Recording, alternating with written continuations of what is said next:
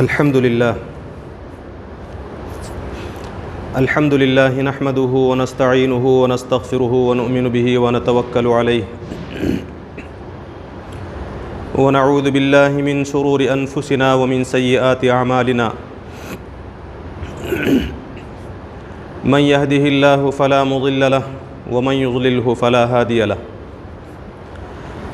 ونشهد أن لا إله إلا الله وحده لا شريك له ونشهد أن سيدنا ومولانا محمدا عبده ورسوله وصلى الله تعالى عليه وعلى آله وأصحابه أجمعين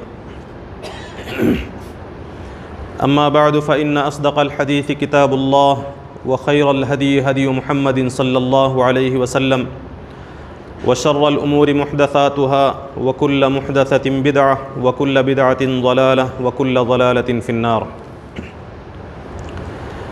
اعوذ باللہ من الشیطان الرجیم بسم اللہ الرحمن الرحیم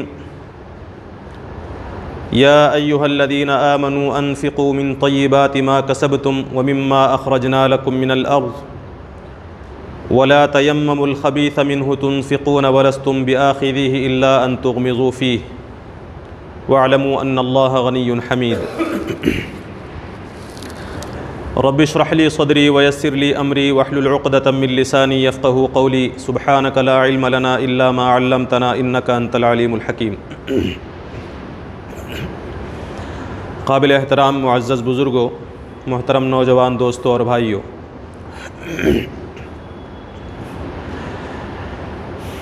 اللہ کا فضل ہے کہ ہم لوگ اہل ایمان ہیں، ایمان والے ہیں. ایمان کا ایک مطلب یہ ہے کہ اللہ تبارک و تعالیٰ کو ہر حیثیت سے یکتا اور ایک مانا جائے، اللہ تعالیٰ کے احکام کی پیروی کی جائے. اور ایمان کا دوسرا مفہوم یہ ہے کہ اللہ تعالیٰ کی مرضی کے مقابلے میں ہر چیز کو قربان کر دیا جائے. اللہ تعالیٰ کی رضا کی خاطر ہمیں اپنی ہر چیز قربان کرنی ہوگی. یہ قرآن مجید کا تقاضا ہے، ایمان کا مفہوم ہے. چنانچہ قرآن مجید میں دیکھیں کہ اللہ تبارک و تعالیٰ نے اہل ایمان سے اس کی راہ میں جد و جہد کرنے کا حکم دیا ہے، جہاد کرنے کا حکم دیا ہے.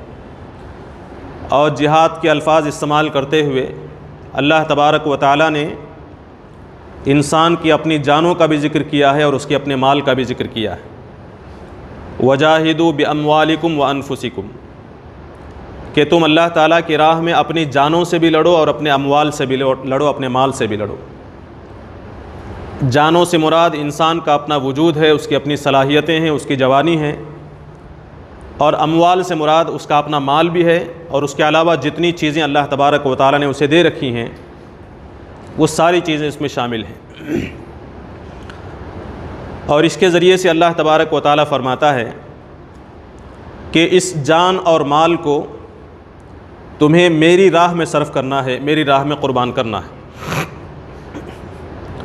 چنانچہ اللہ تبارک و تعالیٰ یہ بھی فرماتا ہے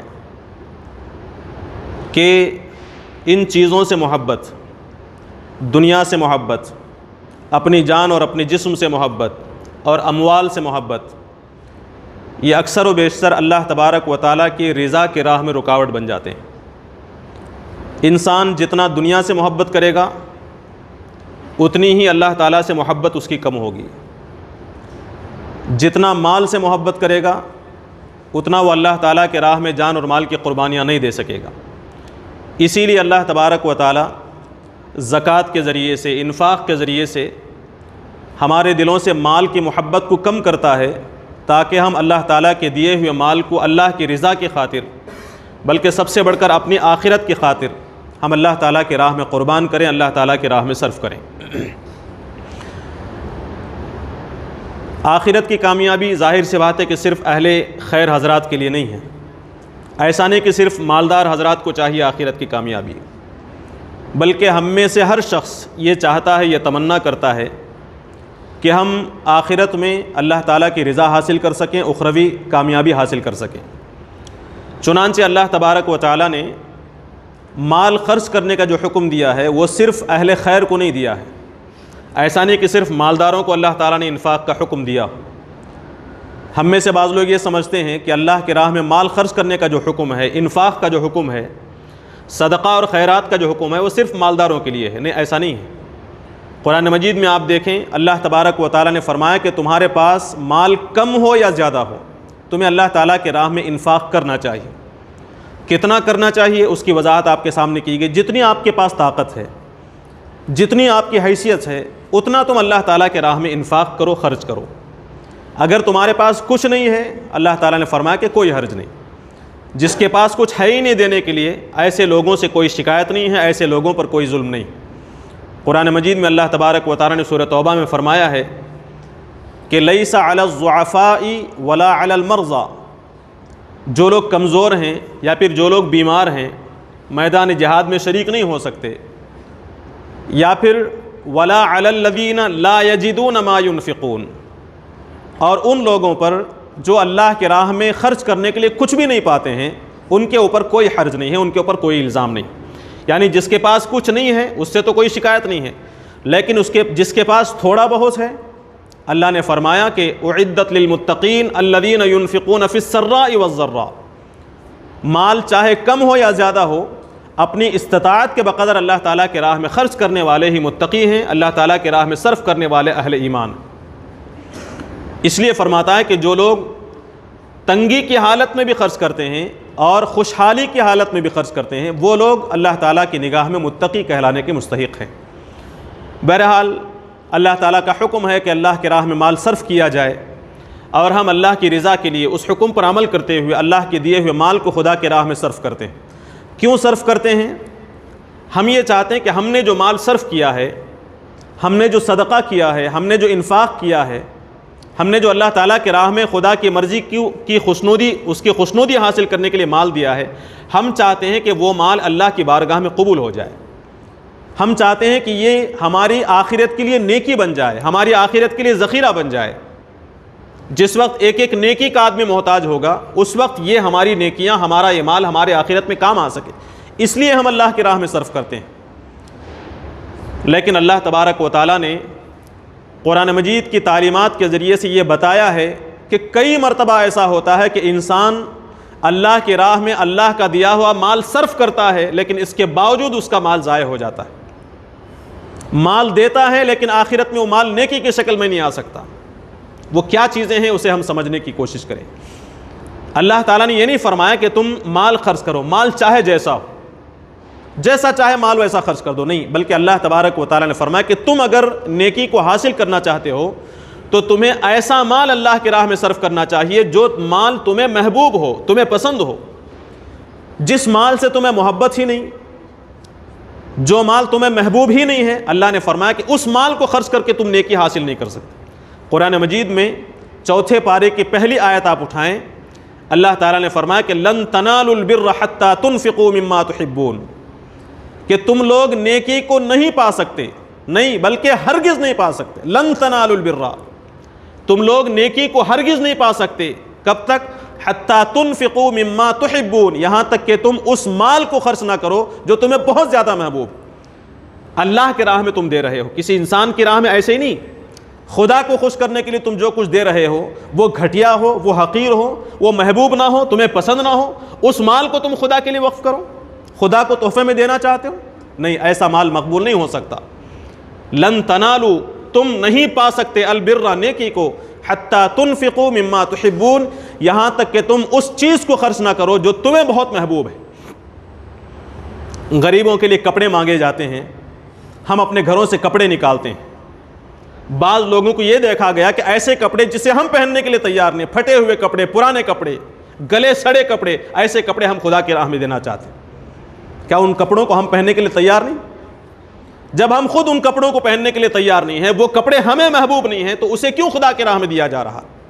جو کپڑے آپ کو محبوب ہیں، جو غذا آپ کو محبوب ہے، جو کھانا باسی ہو رہا ہے، تھوڑی دیر میں ختم ہو جائے گا، بدبودار ہو جائے گا، اس کھانے کو، اس چیز کو، اس غذا کو تم غریبوں کے لیے دینا چاہتے ہو؟ ایسا نہ ہو۔ فرمایا کہ مما تحبون، جو کھانا، جو غذا، جو لباس، جو مال تمہیں محبوب ہے، اس مال کو تمہیں اللہ تعالیٰ کے راستے میں دینا چاہیے، اس وقت تک تم نیکی کو نہیں پا سکتے. لن تنالوا البر حتى تنفقوا مما تحبون. صحابہ کی زندگیاں دیکھیں. صحابہ سے ہم محبت کا بہت دعویٰ کرتے ہیں, صحابہ سے عشق کا ڈنڈورا ہم پیٹتے ہیں. صحابہ سے محبت کا مطلب یہ ہے کہ صحابہ کی زندگیوں کو دیکھنے کی کوشش کریں.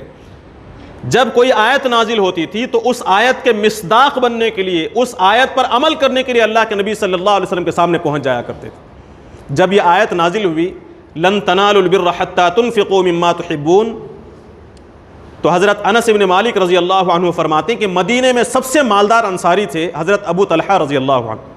ان کا ایک باغ تھا, بہت اچھا باغ, بیروحہ جس کا نام تھا, مسجد نبوی کے قریب. خود نبی کریم صلی اللہ علیہ وسلم اس باغ میں جا کر وہاں کا میٹھا اور بہترین پانی پیا کرتے تھے. جب یہ آیت نازل ہوئی تو حضرت ابو طلحہ رضی اللہ عنہ نبی کریم صلی اللہ علیہ وسلم کے پاس جا کر پہنچتے ہیں اور یہ عرض کرتے ہیں کہ اللہ کے رسول صلی اللہ علیہ وسلم, اللہ نے فرمایا ہے کہ جو تمہیں محبوب ہے اسے اللہ کے راہ میں صرف کرو. مجھے یہ باغ بہت پسند ہے, میں اسے خدا کے راہ میں دینا چاہتا ہوں, آپ اس کے بارے میں فیصلہ کریں. نبی کریم صلی اللہ علیہ وسلم نے خوش ہو کر فرمایا, عربی کے الفاظ ہیں بخ بخ, فرمایا بہت خوب بہت خوب. ذالک مال رابح, یہ تو نفع بخش مال ہے, یہ پروفیٹیبل مال ہے, بھئی اس میں بہترین نفع تمہیں ملنے والا ہے. اس کے بعد آپ صلی اللہ علیہ وسلم نے فرمایا تم اس باغ کو صدقہ کرنا چاہتے ہو, تمہارے اپنے رشتہ داروں میں جو غریب ہیں, جو مستحق ہیں, ان میں اسے تقسیم کر دو. چنانچہ انہوں نے اپنے رشتہ داروں میں جو غربا تھے, کمزور تھے, ان غربا میں, ان رشتہ داروں میں اور اپنے چچا زاد بھائیوں میں اس باغ کو تقسیم کر دیا.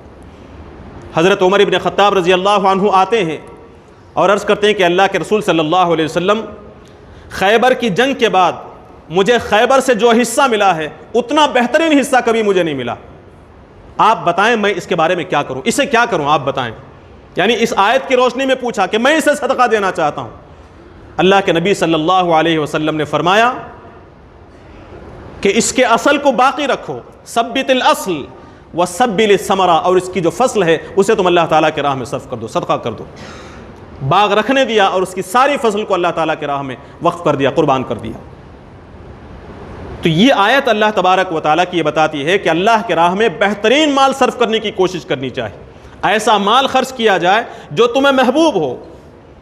اور سورہ بقرہ میں ایک اور موقع پر اللہ نے فرمایا, اے ایمان والو انفقوا من طیبات, پاکیزہ مال خرچ کرو, حلال مال خرچ کرو, حرام مال خرچ نہ کرو, ناپاک مال خرچ نہ کرو. اور کون سا مال؟ من طیبات ما کسبتم, جو تم نے کمایا ہے. جب تم کماؤ گے, تمہاری اپنی محنت, تمہاری اپنی کوششیں لگیں گی, تمہارا خون پسینہ صرف ہوگا, اس مال سے تمہیں محبت ہوگی. جس مال کو تم نے اپنی محنت سے دن رات محنت کر کے خون پسینہ بہا کر جس مال کو کمایا ہے, اس مال سے تمہیں محبت ہوگی, وہ مال محبوب ہوگا. اس مال کو تم اللہ تعالیٰ کی راہ میں خرچ کرو. انفقوا من طیبات, پاکیزہ مال اللہ تعالیٰ کی راہ میں خرچ کرنے کی ہدایت دی گئی. ناپاک اور گندا مال خدا کی راہ میں صرف نہ کیا جائے. وَمِمَّا أَخْرَجْنَا لَكُم مِّنَ الْأَرْضِ, اور تمہارے لیے زمین سے جو ہم نے غلہ نکالا ہے, یا پھر تمہاری محنت کے ذریعے سے, تمہاری تجارتوں کے ذریعے سے جو مال, جو پروفٹ تمہیں حاصل ہوا ہے, اس مال میں سے تم اللہ تعالیٰ کی راہ میں صرف کرو. ان آیات پر غور کریں. اللہ تعالیٰ یہ بتانا چاہتا ہے کہ تمہارا صدقہ جو ہے ایک عام انسان کے لیے نہیں جا رہا ہے, میری راہ میں آ رہا ہے, خدا کی راہ میں تمہارا صدقہ جا رہا. لہٰذا اس مالک الملک جس نے ہر طرح کی نعمتیں تمہیں عطا کی ہیں, اس کے مال میں سے تم ایسا پاکیزہ مال اللہ تعالیٰ کی راہ میں دو جو تمہیں بہت محبوب. خدا کی راہ میں اچھا مال دینے کی کوشش کرنی چاہیے. انفقوا من طیبات, پاک مال دیا جائے. اور آگے فرمایا ولا تیمموا الخبیث, ناپاک مال, گندا مال, حرام مال دینے کا تو ارادہ بھی مت کرو. خدا کی راہ میں مال خرچ کرتے ہو تو یہ دیکھو کہ کس مال سے تم اللہ تعالیٰ کی راہ میں صرف کر رہے ہو. وراثت کے بعد سوالات ہمارے سامنے آتے ہیں. باپ کا انتقال ہوا تو بچوں نے کہا کہ امی جان یہ چاہتی ہیں کہ اس پراپرٹی میں سے آدھی ہم یا پھر چوتھائی حصہ کسی مسجد کے لیے وقف کر دیں. باپ کا انتقال ہوا تو اس باپ کی پراپرٹی میں سے ماں کا حصہ یا تو چوتھائی ہے یا تو آٹھواں ہے, 1/4 یا 1/8 بیوی کا حصہ ہے. اس سے زیادہ اسے حق نہیں ہے. اسے کس نے حق دیا کہ آدھی پراپرٹی اللہ کی راہ میں صرف کر دی جائے؟ وہ تو دوسروں کا مال ہے, بیٹوں کا مال ہے, بیٹیوں کا مال ہے. بیویاں یہ سمجھتی ہیں کہ شوہر کے انتقال کے فوراً ساری پراپرٹی میرے نام آ گئی. نہیں, اس مال میں سے اگر وارثوں کی اجازت اور رضامندی کے بغیر کسی نے صرف کیا تو وہ حرام مال صرف ہوا ہے, ناجائز مال صرف ہوا ہے, وہ مال قبول نہیں ہوگا. انفقوا من طیبات ما کسبتم ولا تیمموا الخبیث, گندا مال، ناپاک مال، دھوکے سے حاصل کیا گیا مال، چوری سے حاصل کیا گیا مال، رشوت کا مال مسجدوں کے ڈبوں میں ڈالنے کے لیے، غریبوں میں دینے کے لیے آپ اگر صرف کرنا شروع کر دیں تو یاد رکھیں آخرت میں قیامت کے دن آپ کے خلاف یہ حجت ہوں گے کہ آپ نے ناپاک مال، حرام مال اللہ کی راہ میں دیا. وَلَا تَيَمَّمُوا الْخَبِيثَ، ایسا مال نہ دو، ایسا گندا مال نہ دو کہ وَلَسْتُمْ بِآخِذِيهِ إِلَّا أَن تُغْمِضُوا فِيهِ، اگر وہی مال تمہیں دیا جائے تو تم لینے کے لیے تیار نہ ہو. جو مال، جو گندا مال جو تم دوسروں کو دے رہے ہو، اگر وہی مال، اسی قسم کا مال اگر تمہیں دیا جائے تو تم لینے کے لیے تیار نہیں ہوتے، تو ایسا مال تم کیوں اللہ تعالیٰ کی راہ میں دے رہے ہو؟ اسے ذہن میں رکھیں. اور آئیے بینک کے سود کی طرف. بینک کا جو سود ہمارے پاس آتا ہے، ہم یہ پوچھتے ہیں ہم غریبوں کو دے سکتے ہیں کیا؟ آپ یہ اچھی طرح سوچ لیں کہ کیا بینک سے حاصل ہونے والا سود حلال تھا؟ کیا پاکیزہ مال ہے؟ وہ طیب ہے؟ کیا آپ اسے اپنے لیے استعمال کرنے کو پسند کریں گے؟ جب وہ پاک مال نہیں ہے، جب وہ حرام مال ہے، اللہ کے راہ میں محبوب مال خرچ کرنا ہے، وہ مال آپ کو محبوب نہیں ہے، اسے اچھا نہیں سمجھتے، اسے اللہ تعالیٰ کے راہ میں کیوں صرف کرتے ہیں آپ؟ وہ تو حرام مال تھا، اس حرام مال کو استعمال کرنے کی آپ کے لیے اجازت نہیں تھی، آپ خود پر استعمال نہیں کر سکتے تھے، اس لیے مجبوراً کہیں اور صرف کرنا ہے. تو مجبوراً ایسی جگہ پر آپ کو صرف کرنا ہوگا جہاں اس حرام مال کے صرف کرنے کی اجازت ہوگی.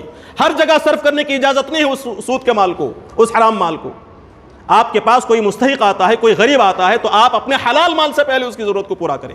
آپ کے پاس حلال مال نہیں ہے، پاکیزہ مال نہیں ہے، کوئی چارہ آپ کے پاس نہیں ہے سوائے اس حرام مال کے، تب کہیں جا کر اس کی اجازت ہو سکتی ہے. ورنہ ہم کیا چاہتے ہیں، جب بھی کوئی موقع آتا ہے، ہماری دکان میں کوئی ضرورت مند ہے، اس کے گھر میں شادی ہے، وہ بیچارہ مقروض ہو گیا، ہم پہلی فرصت میں اس سود کے مال کو لے کر اس پر خرچ کرنا چاہتے ہیں.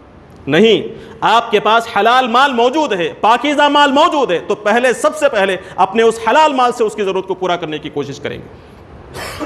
بندوں کی ضرورتوں کو پورا کرنے کا کبھی کبھار آپ کو موقع ملتا ہے، کبھی کبھار ہمارے دل میں ارادہ ہوتا ہے، اسی موقع کو آپ اللہ تعالیٰ کے یہاں سے نیکی حاصل کرنے کے لیے استعمال نہ کریں. انفاق کرنا، خدا کے راہ میں مال خرچ کرنا نیکی حاصل کرنے کے لیے ہونا چاہیے نا. آپ سود کا مال خرچ کر کے کیا ارادہ کرتے ہیں؟ بغیر ثواب کی نیت سے دیتے. بھئی آپ کوئی ایسا عمل کیجئے جس میں آپ کو ثواب ملے، وہ اس وقت ہوگا جب اپنا حلال مال دیں گے، اپنا پاکیزہ مال دیں گے. لہٰذا سود کا مال دینے کی کوشش کرنے کے بجائے اپنے حلال اور پاکیزہ محنت کی کمائی سے، جس مال سے آپ کو محبت ہو، اس مال میں سے بندوں کی ضرورتوں کو پورا کرنے کی کوشش کرنی چاہیے، ورنہ وہ صدقہ قبول نہیں ہو سکتا. اسی لیے قرآن کہتا ہے لا تیمموا الخبیث، گندے مال سے انفاق کرنے کا تو ارادہ بھی نہ کرو. لا تیمموا، ارادہ تک کرنے سے منع کیا گیا. وَلَسْتُمْ بِآخِذِيهِ إِلَّا أَن تُغْمِضُوا فِيهِ، اگر تمہیں دیں تو تم بالکل بادل ناخواستہ، نہ چاہتے ہوئے مجبوراً تم اسے لوگے، ورنہ لینا پسند نہیں کرو گے. نبی کریم صلی اللہ علیہ وسلم نے کیا فرمایا؟ لا يصعد الى اللہ الا الطیب، اللہ تعالیٰ کے پاس وہی مال صدقے کا پہنچتا ہے جو پاکیزہ ہو. جو ناپاک ہو، جو گندا ہو، وہ تو اللہ تعالیٰ کے پاس پہنچتا ہی نہیں. جو مال خدا کے پاس پہنچا ہی نہیں، وہ کیسے ہمیں نیکی دے سکتا ہے؟ وہ کیسے آخرت میں ہمارے کام آ سکتا ہے؟ تو اس لیے اللہ تعالیٰ کی راہ میں اپنی محنت کی کمائی، جس مال سے ہمیں محبت ہو، جو مال محبوب ہو، اس مال کو اللہ کے راہ میں صرف کرنے کی کوشش کی جائے. ناپاک اور گندا مال اللہ تعالیٰ کے راہ میں صرف نہ کیا جائے. گندا مال اگر ہمارے پاس ہے، سود کا مال اگر ہمارے پاس موجود ہے، تو ایسی صورت میں نہ چاہتے ہوئے بدرجہ مجبوری کسی ایسے فرد پر خرچ کرنے کی کوشش کریں جس کے لیے سوائے حرام کے اور کوئی چیز موجود نہ ہو. حلال کے سارے راستے بند ہو گئے ہوں، تب کہیں حرام کے استعمال کرنے کی اجازت ہوتی ہے. حلال کا راستہ موجود ہوتے ہوئے حرام مال کو خرچ کرنے کی اجازت نہیں. آگے اللہ تبارک و تعالیٰ فرماتا ہے، کبھی ایسا ہوتا ہے کہ آپ حلال مال خرچ کرتے ہیں، نیکی حاصل کرنے کی نیت سے خرچ کرتے ہیں، لیکن اس کے باوجود بھی آپ کو نیکی نہیں مل پاتی، آپ کا انفاق ختم ہو جاتا ہے، آپ کا انفاق ضائع ہو جاتا ہے. آپ غور کر کے دیکھیں، کتنی مرتبہ ہمارے دل میں خواہش ہوتی ہے کہ ہم اللہ کے راہ میں کچھ صدقہ کریں، اللہ کے راہ میں مال دیں. شیطان تو ہمیں روکتا رہتا ہے. بعض مواقع ایسے نصیب ہوتے ہیں کہ اللہ تبارک و تعالی ہمیں توفیق دیتا ہے کہ ہم خدا کی راہ میں اس کا مال صرف کرتے ہیں، قربان کرتے ہیں. وہ انفاق بھی اگر ضائع ہو جائے، کتنے بڑے بد نصیب ہوں گے ہم. قرآن مجید کہتا ہے کہ بعض انفاق ایسے ہیں جو ضائع ہو جاتے ہیں، ویسٹ ہو جاتے ہیں. وہ کون سے ہیں؟ اللہ نے فرمایا کہ یا ایھا الذین آمنوا، اے ایمان والو، لا تبطلوا صدقاتکم بالمن والاذی، اے ایمان والو اپنے صدقات کو، اپنی بھلائیوں کو، اپنے مالی انفاق کو باطل نہ کرو، ویسٹ نہ کرو. کیسے؟ بالمن والاذی، احسان جتلا کر یا پھر تکلیف دے کر. یعنی آدمی کسی ضرورت مند کی ضرورت کو پورا کرتا ہے اور اس کے بعد احسان جتاتا ہے اس کے اوپر کہ میں نے یہ کیا تھا، میں نہیں دیتا تو تمہارا کام ہوتا تھا کیا، میری وجہ سے تم اس حالت پر پہنچے ہو۔ یعنی خدا کی راہ میں مال صرف کرنے کے بعد جس پر خرچ کیا گیا اس کے سامنے احسان جتائے، لوگوں کے سامنے بول بول کر پیش کرے، اس کے ذریعے سے آدمی کا انفاق ضائع ہو جاتا ہے، اس انفاق کا اجر آخرت میں نہیں ملتا۔ اور والاذا، تکلیف دیتا ہے، یعنی ہم نے کسی پر خرچ کیا، ہم یہ چاہتے ہیں کہ وہ میری خدمت کرے، میری عزت کرے، میرا فلاں کام کرے، یا پھر میرا کام نہ کرے تو اسے ذلیل اور رسوا کیا جاتا ہے لوگوں کے سامنے۔ یہ جو تکلیف آدمی دیتا ہے تو اس تکلیف دینے کے نتیجے میں یا پھر احسان جتلانے کے نتیجے میں اس کا انفاق، اس کا جو صدقہ اور خیرات ہے یہ ضائع ہو جاتا ہے، ویسٹ ہو جاتا ہے، آخرت میں اسے کوئی ثواب نہیں ملتا۔ یہ قرآن مجید نے فرمایا۔ کیسے؟ اللہ تعالیٰ مثال دیتا ہے، کالذی ينفق مالہ رئاء الناس، بالکل اس شخص کی طرح جو اپنا مال صرف کرتا ہے لوگوں کو دکھانے کے لیے۔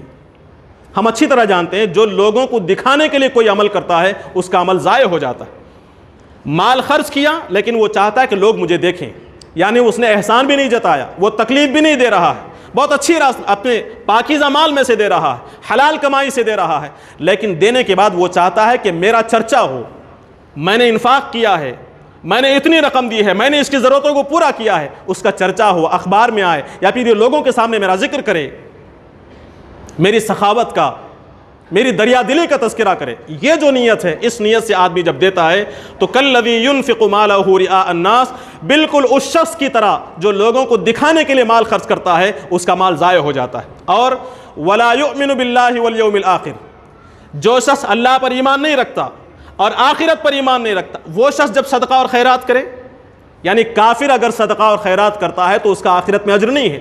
جس طرح کافر کے انفاق کا کوئی ثواب ملنے والا نہیں ہے، جس طرح ریاکار کے انفاق کا کوئی ثواب ملنے والا نہیں ہے، بالکل اسی طرح اگر کوئی شخص انفاق کر کے احسان جتلاتا ہے، انفاق کر کے تکلیف دیتا ہے تو اس کا جو انفاق ہے، اس کا جو صدقہ اور خیرات ہے وہ باطل ہو جاتا ہے، ضائع ہو جاتا ہے۔ اس سے بہتر یہ ہے کہ وہ صدقہ ہی نہ کرے۔ قرآن مجید کیا کہتا ہے؟ قول معروف، تم مانگنے والے کو 10 باتیں کہہ کر پیسے دیتے ہو۔ کسی مسجد سے کوئی شخص آیا، کسی مدرسے سے آیا، اس کے اوپر شک کر کے، ظاہر سی بات ہے کہ بہت سارے لوگ ایسے ہوں گے جو ڈھونگی ہوں گے، دھوکے باز ہوں گے، لیکن جب کسی کے بارے میں آپ کو یقین نہیں ہے تو کسی فرد کو آپ یہ الزام کیوں لگاتے ہیں کہ آپ جیسے لوگ دھوکے باز ہیں؟ اسے برا بھلا کہنا، 10 روپے دیں گے، 20 روپے دیں گے اور 10 باتیں اسے سنائیں گے۔ قرآن مجید کہتا ہے قول معروف، ایک بھلی بات کہنا، ایک اچھی بات کہنا، ومغفرۃ، یا پھر سامنے والے سے کچھ تکلیف ہو جائے تو درگزر کر دینا، خیر من صدقہ، یہ اس صدقے سے بہتر ہے جس کے پیچھے تکلیف دی جا رہی ہو۔ صدقہ کر کے تکلیف دہ باتیں کرنے سے بہتر یہ ہے کہ صدقہ نہ دیں، آپ اچھی بات کر کے اسے بھیج دیں۔ صدقہ دینے کے بعد آدمی اگر تکلیف پہنچاتا ہے یا پھر ریاکاری کرتا ہے یا پھر احسان جتلاتا ہے تو وہ صدقہ اللہ تعالیٰ کے یہاں مقبول نہیں ہو سکتا، وہ صدقہ اور وہ انفاق ضائع ہو جاتا ہے۔ اس کے علاوہ قرآن مجید نے کہا، قرآن مجید فرماتا ہے کہ جو لوگ اللہ تعالیٰ کے راہ میں دینے والے انفاق کو جرمانہ سمجھتے ہیں، تاوان سمجھتے ہیں، ٹیکس سمجھتے ہیں، بوجھ سمجھتے ہیں، ان لوگوں کے اوپر بہت بڑی مصیبت ہے۔ ومن الاعراب، دیہاتیوں میں سے، بدوؤں میں سے کچھ لوگ ایسے ہیں، من یتخذ ما ينفق، جو کچھ بھی وہ انفاق کرتے ہیں اسے کیا سمجھتے ہیں؟ مغرمن، ایک بوجھ سمجھتے ہیں۔ بھئی اللہ کی راہ میں دے رہے ہیں، کبھی کوئی جماعت تقاضا کرتی ہے، کبھی کوئی مدرسہ تقاضا کرتا ہے، کبھی خدا کا دین تقاضا کرتا ہے، زکوٰۃ آپ سے حاصل کرنے کی کوشش کی جاتی ہے، آپ زکوٰۃ دے رہے ہیں لیکن بول رہے کیا مصیبت ہے بھائی، دھندے نہیں ہے، پریشانی ہے، اس کے باوجود زکوٰۃ نکالنا کہتے، کہاں سے نکالنا؟ اتنی مصیبتیں، یہ لوگ آ جاتے ہیں مسجد سے، یہ لوگ آ جاتے ہیں مدرسے سے، یعنی آپ دے رہے ہیں لیکن بوجھ سمجھ کر دے رہے ہیں۔ اللہ نے فرمایا کہ نہیں، یہ بوجھ سمجھنا تمہارے اوپر بہت بڑی مصیبت ہے، علیہم دائرۃ السوء، ایسے لوگوں کے اوپر بہت بڑی مصیبت آنے والی۔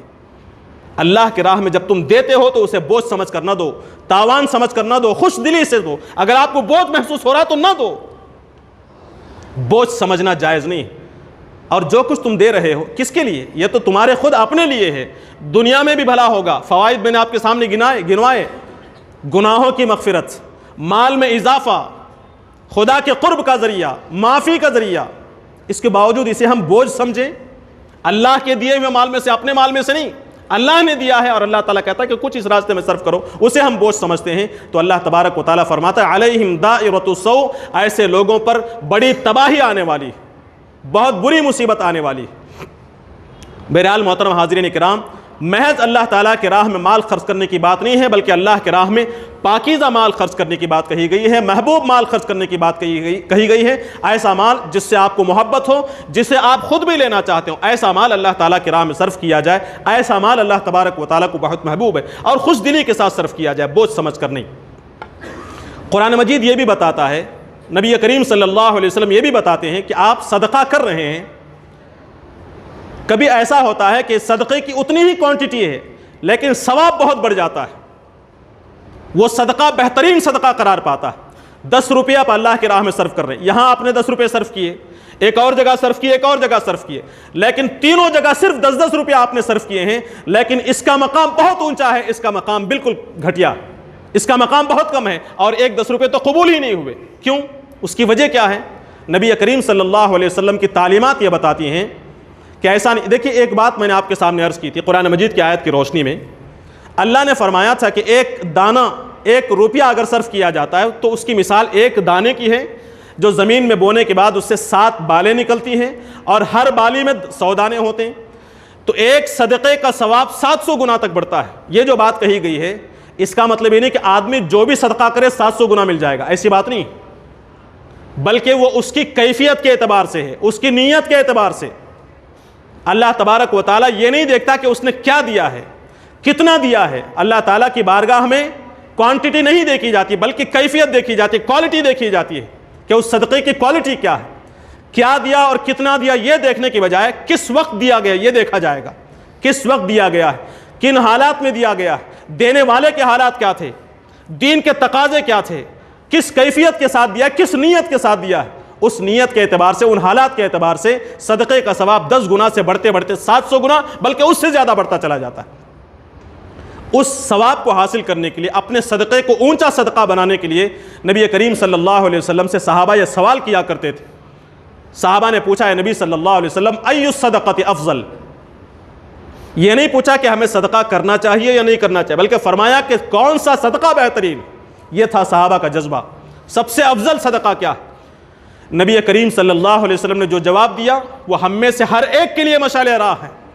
ہم اپنے صدقے کو بہترین صدقہ بنانے کی کوشش کریں۔ دیکھیں اس جواب پر، اللہ کے نبی صلی اللہ علیہ وسلم کے جواب کو، پوچھا کہ بہترین صدقہ کون سا ہے، افضل صدقہ کون سا ہے؟ نبی کریم صلی اللہ علیہ وسلم نے فرمایا، ان تصدقا، بہترین صدقہ یہ ہے کہ تم اس وقت صدقہ کرو وانت صحیح، جب تم صحت کی حالت میں ہو، جب تم اچھے تندرست ہو، جوان ہو، صحت کی حالت میں ہو، اس وقت جو تم صدقہ کرو گے تو یہ بہترین صدقہ ہوگا۔ بیمار نہیں ہے آدمی، کیا ہوتا ہے کبھی بیمار ہو جاتا ہے، زندگی کے لالے پڑ جاتے ہیں، بچنے کے امکانات ختم ہو جاتے ہیں، ایسے موقع پر آدمی خدا کی راہ میں صرف کرتا ہے۔ وہ چاہتا ہے کہ اللہ تعالیٰ کی رحمت متوجہ ہو، اللہ مجھے دیکھے اور میں خدا کی راہ میں صرف کروں اور یہ بیماری ختم ہو جائے۔ بیماری کو ختم کرنے کی نیت سے آدمی اس وقت صدقہ کرتا ہے، اور ایک صدقہ ہے اس وقت جب کوئی بیماری نہیں ہے، 50 جگہ انویسٹ کرنے کے موقع اس کے پاس موجود ہیں، وہ کئی جگہ انویسٹ کر سکتا ہے، ایسے موقع پر وہ انویسٹ کرنے کے بجائے خدا کے راہ میں صرف کرتا ہے۔ یہاں جب موت قریب ہے، بیماری قریب آ گئی، ایسے موقع پر انویسٹ کرنے کے سارے راستے بند ہیں، وہ تو مجبوری ہے اس کے لیے، وہاں تو خدا کے راہ میں صرف کرے گا ہی۔ فرمایا کہ ایسے بڑھاپے کے حالت میں، بیماری کے حالت میں، موت کے قریب خرچ کرنے کے مقابلے میں آدمی جوانی کی حالت میں، صحت کی حالت میں، تندرستی کی حالت میں خرچ کرتا ہے تو وہ خرچہ، وہ صدقہ سب سے افضل صدقہ ہے۔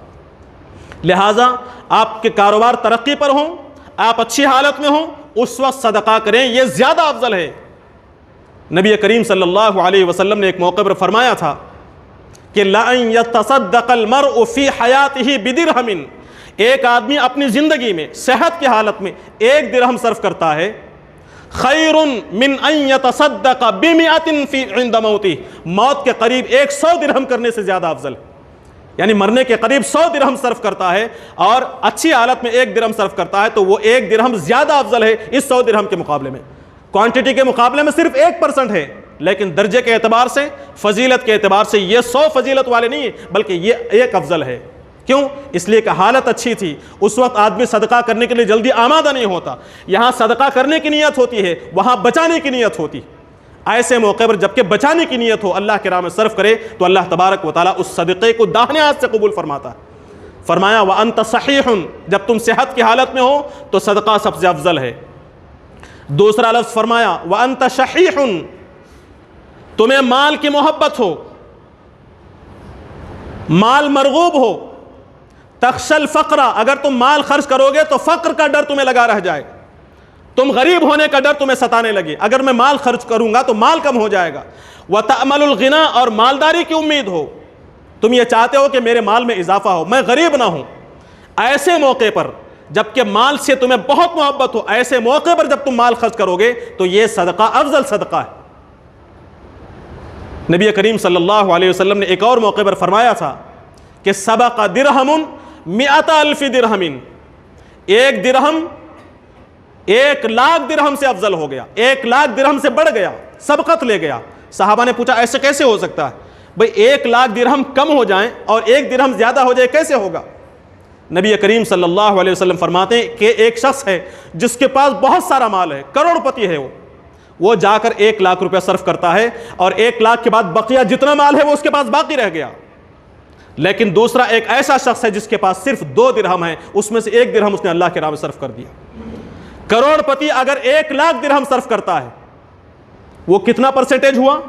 2 درہم والا 1 درہم صرف کرتا ہے 50%، حالانکہ گنتی کے اعتبار سے صرف 1 درہم ہے، یہاں 1,00,000 درہم ہے۔ نبی کریم صلی اللہ علیہ وسلم فرماتے ہیں کہ یہ 1 درہم یہ 1,00,000 درہم سے افضل ہو گیا، سبقت لے گیا۔ یہ غریب ہے، یہ امیر ہے، ایک خرچ کرنے کے بعد یہ محتاج ہو سکتا ہے، اسے غربت کا ڈر ہو سکتا ہے، لیکن اسے خرچ کرنے کے بعد غربت کا کوئی ڈر نہیں، ڈھیروں مال اب بھی باقی ہے اس کے پاس۔ تو اللہ تبارک و اللہ کے نبی صلی اللہ علیہ وسلم فرماتے ہیں کہ تعداد نہیں دیکھی جاتی بلکہ وہ صفت، وہ کیفیت دیکھی جاتی ہے، وہ جذبہ دیکھا جاتا ہے۔ لہٰذا اگر کوئی غریب یہ سمجھتا ہے، کم حیثیت والا یہ سمجھتا ہے کہ میرے پاس پیسے نہیں ہیں، میرے پاس مال نہیں ہے، میں کیسے اللہ کے راہ میں صرف کروں، یاد رکھیں آپ کے کم مال کی صورت میں کم خرچ کرنا یہ ہو سکتا ہے کروڑ پتیوں سے زیادہ ثواب آپ کو دلا دے، کروڑ پتیوں سے افضل صدقہ آپ کا ہو سکتا ہے۔ ایک مثال آپ کے سامنے رکھ کر میں اپنی گفتگو کو ختم کروں گا۔ جنگ تبوک کے موقع پر جیش العسرہ ہے، تنگی کی جنگ ہے، وہ اس وقت فصلیں پک چکی ہیں، لوگوں کے پاس مال کم ہے، فصلیں ٹوٹیں گی، فصلیں نکلیں گی، اب مال لوگوں کے پاس آئے گا، سخت گرمی کا زمانہ ہے، لوگوں کو مال کی ضرورت ہے۔ ایسے موقع پر اللہ تبارک و تعالیٰ کا حکم ہوتا ہے کہ خدا کی راہ میں مال صرف کیا جائے، جنگ میں جانا ہے، جو شخص جتنا مال اللہ کی راہ میں دے سکتا ہو لا کر دے۔ تفصیل میں نہیں جاؤں گا۔ اس وقت حضرت عثمان بن عفان رضی اللہ عنہ جو کہ مالدار صحابی ہیں، آپ صلی اللہ علیہ وسلم کے اعلان کو سن کر 100 اونٹ پورے ساز و سامان کے ساتھ لا کر دیتے ہیں۔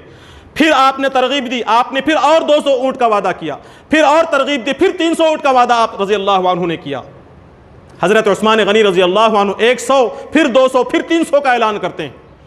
حضرت ابو بکر صدیق رضی اللہ عنہ دیکھتے ہیں، جاتے ہیں، گھر میں جو کچھ تھا سب کچھ لا کر اللہ کے نبی صلی اللہ علیہ وسلم کی خدمت میں پیش کرتے ہیں۔ اور ایک صحابی ایسے ہیں جن کے پاس کچھ بھی نہیں ہے۔ حضرت عثمان کے پاس تو بہت کچھ تھا جس میں سے 300 دیے انہوں نے، حضرت ابو بکر کے گھر میں کچھ نہ کچھ تھا جو سارا لا کر دے دیا، ان صحابی کے پاس کچھ بھی نہیں ہے۔ اور میں نے یہ عرض کیا کہ جس کے پاس دینے کے لیے کچھ نہیں ہے ان سے کوئی شکایت نہیں ہوتی، لیکن انہوں نے یہ نہیں سوچا کہ ہمارے پاس نہیں ہے۔ بعض ایسے تھے جو رو رہے تھے اللہ کے نبی صلی اللہ علیہ وسلم کے پاس آ کر یہ عرض کرتے ہیں اللہ کے نبی صلی اللہ علیہ وسلم ہمیں جنگ میں جانا چاہتے ہیں، ہمارے پاس سواری نہیں ہے، ہمارے پاس مال نہیں ہے۔ وہ رو رہے ہیں آپ صلی اللہ علیہ وسلم کے پاس آ کر۔ ان میں سے ایک صحابی وہ تھے جنہوں نے یہ نہیں سوچا کہ میرے پاس نہیں ہے تو میں خاموش ہو جاؤں، وہ جاتے ہیں، محنت کرتے ہیں، مزدوری کرتے ہیں، اور جو انہیں معاوضہ ملتا ہے، جو مٹھی کھجوریں ملتی ہیں، وہ کھجوریں لا کر اللہ کے نبی صلی اللہ علیہ وسلم کی خدمت میں دیتے ہیں۔ یہ 3 مثالیں آپ دیکھیں، ایک تو حضرت ابو بکر صدیق ہیں جنہوں نے سب کچھ لا کر اللہ کے نبی کی راہ میں قربان کر دیا۔ اللہ کے نبی صلی اللہ علیہ وسلم فرماتے ہیں ایک موقع پر کہ میں نے جتنے بھی لوگ ہیں ان تمام کے احسان کا بدلہ چکا دیا، لیکن ابو بکر کے احسان کا بدلہ کبھی نہیں چکا سکتا۔ حضرت عثمان غنی دوسرے ہیں، انہوں نے 300 اونٹ کا اعلان کیا۔ اللہ کے نبی صلی اللہ علیہ وسلم ممبر سے خوش ہو کر اترتے ہیں، ہاتھ ہلاتے ہوئے کہتے ہیں کہ آج کے بعد عثمان کچھ بھی کر لے اللہ تعالیٰ انہیں نہیں پکڑے گا، یعنی ان سے گناہ بھی ہو جائے تو اللہ تعالیٰ معاف کرے گا، اتنے خوش ہیں اس موقع پر۔ آپ اندازہ کر کے دیکھیں یہ دونوں کون تھے؟ ابو بکر اور عثمان وہ ہیں جن کے پاس مال موجود تھا وہ لا کر دیا ہے، لیکن یہ صحابی ان کے پاس کچھ نہیں تھا، ان کے پاس انہوں نے جا کر محنت کر کے لا کر اللہ کے نبی صلی اللہ علیہ وسلم کی خدمت میں دیا۔ غور کریں تو ایسا بھی ہو سکتا ہے، اللہ تعالیٰ بہتر جانتا ہے، ہو سکتا ہے کہ ان دونوں نے اپنے موجود مال میں سے دیا ہے اور انہوں نے جو کچھ نہیں تھا اس کے باوجود محنت کر کے لا کے پہنچایا، ہو سکتا ہے کہ اللہ تبارک و تعالیٰ ان دونوں کے مقابلے میں ان کے انفاق کو زیادہ ثواب دے، اللہ تعالیٰ بہتر جانتا ہے۔ تو اللہ تبارک و تعالیٰ یہ نہیں دیکھتا کہ کیا دیا جا رہا ہے، اللہ تعالیٰ کی نگاہ میں سب سے افضل صدقہ وہ ہے جسے دیتے ہوئے آدمی کو کچھ تکلیف ہوتی ہے، پریشانی ہوتی ہے، خود اپنے لیے پریشانی برداشت کرتا ہے، لیکن خدا کے دین کو، خدا کے بندوں کی ضرورتوں کو پورا کرنے کے لیے وہ انفاق کرتا ہے، صدقہ کرتا ہے۔